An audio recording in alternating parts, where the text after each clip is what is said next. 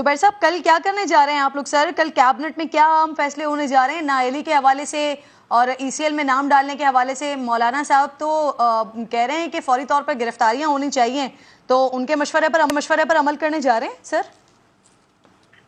देखिए, वजीर आजम जो अहम लोग हैं कि काबीना के इंटीरियर मिनिस्टर हैं राना सनाउल्लाह और दूसरे अहम लोग हैं, वो फैसला करेंगे कि कोई ऐसी चीज नहीं करेंगे जो गैर कानूनी हो। लेकिन कानून को कोई तोड़ेगा तो जाहिर सी बात है फिर कानून तो कुछ ना कुछ करेगा। लेकिन हम कोई ऐसा माहौल नहीं क्रिएट करना चाहते जिससे कोई अफरा तफरी हो या ऐसा माहौल क्रिएट हो। देखिए, हुकूमत को तो कोई इंटरेस्ट होता ही नहीं कि वो इस किस्म की चीजें करे।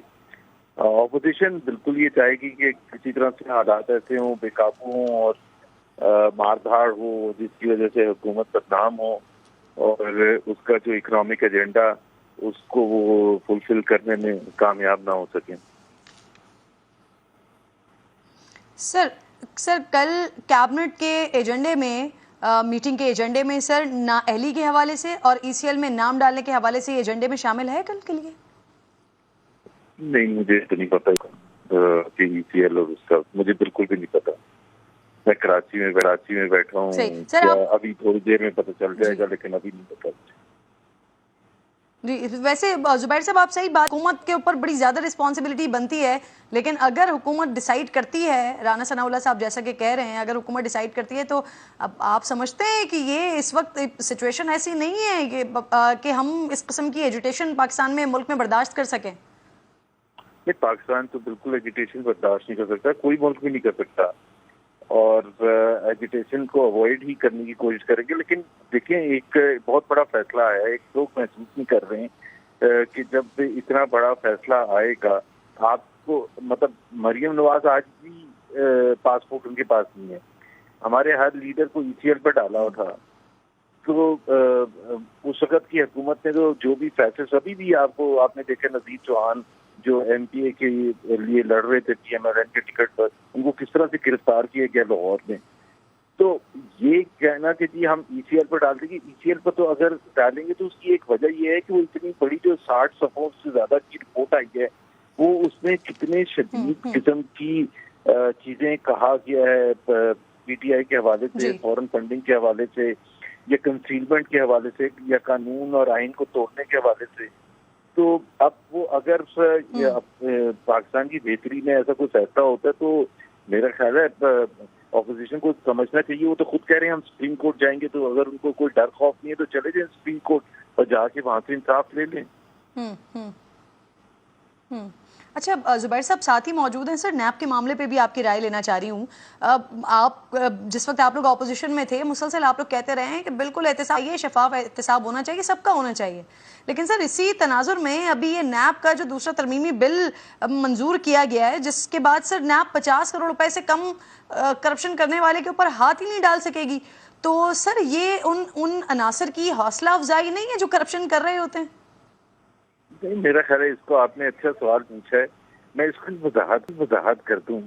ये नहीं है कि एक पैसे की भी करप्शन एक्सेप्टेबल है, ये मैं इसकी सिर्फ वजाहत कर दूं।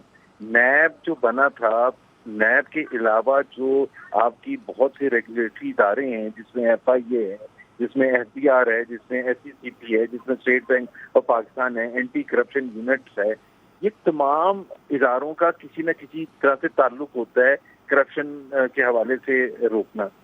हम ये समझते हैं कि नैब का जब हमने ये बार सेट किया तो हम ये कह रहे हैं कि जिस तरह एफबीआर है वो एक कॉम्पिटेंट अथॉरिटी है और जिसके पास रिसोर्सेज भी हैं, उसको बीफ अप करें ताकि ज्यादातर केसेस उनके पास। अब नैब के पास तो एक केस जाता था तो वो लटका रहता था, और क्यों लटका रहता था कि जी हमारे पास रिसोर्सेज नहीं है। तो आप जो बड़े वो जो केसेस हैं उसको जरूर एड्रेस करें, लेकिन जो नॉर्मल डे टू डे के हैं वो तो बाकी इदारे हैं ना। ये तो किसी ने कहा ही नहीं कि जी आप करप्शन नहीं कर सकते। और मैं आपको ये भी बता दूं कि मैं अगर आप पर्सनल मेरी राय लें, मैं तो ये कहता हूँ कि आप कोई एफबीआर से बच के निकल ही नहीं सकता अगर एफबीआर सही काम करे। एससीसीपी अगर किसी इदारे किसी कंपनी के हवाले से अगर तहकीकात करता है और करना चाहिए और उनके पास तमाम ऐसी जिम्मेदारियां हैं कि वो करें, इसी तरह से इंडिविजुअल के लिए एफबीआर के पास वो जिम्मेदारियां हैं, उनकी रिस्पॉन्सिबिलिटीज में शामिल है कि वो किसी को बच के, अगर कोई करप्शन करता है तो बच के ना निकलने दे। मेरे से कोई भी आगे बात कर ले कि कैसे कोई बच के निकल सकता है अगर एफबीआर और एसएससी अपना काम कर रहे हो। तो ये मतलब नहीं होता कि अगर आपने ये कहा, वो तो सिर्फ इसलिए कहा है कि नैब के पास उतने रिसोर्सेज नहीं है, बाकी नॉर्मल केसेस जो हैं उसको एफबीआर। अच्छा सर, ये जो तरमीम हुई है जुबैर साहब, ये जो तरमीम हुई है, इसका जो इतलाक होगा वो सर नए केसेस पर होगा, ये जो पहले से जारी केसेस है उन पर भी इसका इतलाक हो जाएगा? नहीं, पहले से जारी केसेस तो ना खत्म होने वाले केसेस है ना। अगर जो 2017 में शुरू किया गया था उसका केस शाहिद खान अब्बासी का LNG टर्मिनल के हवाले से, वो आज तक चल रहा है। 5 साल हो गए। वो उस वक्त वजीर आजम थे, उस वक्त बना था केस। अब 5 साल में वो जेल भी होके आ गए हैं, इतने अरसे सॉलिटरी कंफाइनमेंट भी होके आ गए, अभी तक केस ही नहीं खत्म हुआ। तो आप क्या चाहती हैं कि वो अगले 10 साल तक वही चलता रहे?